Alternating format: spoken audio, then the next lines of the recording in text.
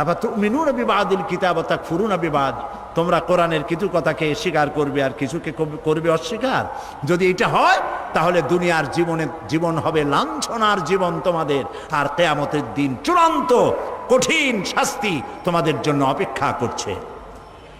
আল্লাহ তাআলা বলছেন, ইয়া আইয়ুহাল্লাযীনা আমানু আতিউল্লাহ ওয়া আতিউর রাসূল, হে বিশ্বাসীরা তোমরা যারা ঈমান এনেছো শোনো, আল্লাহ এবং রাসূলের আনুগত্য করো। কে বলতেছেন কোন তো?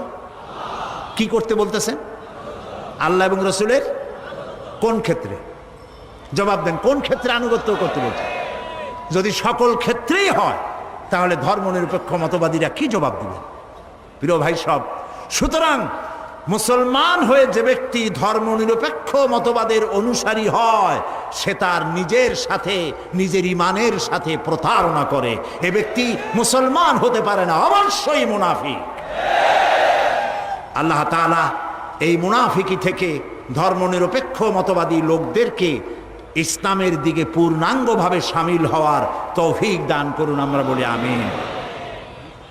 এই জন্য খাঁটি মুসলমান হওয়ার জন্য এখন আমি সামান্য একটু ফর্মুলা দিয়েই মোনাজাত করে দেব। সেজন্য দাঁড়ানো ভাইয়েরা বসেন। এবার যারা দাঁড়ানো, আমি তো প্রায় আজকে 2 ঘন্টার মতো কথা বলেছি, আলহামদুলিল্লাহ।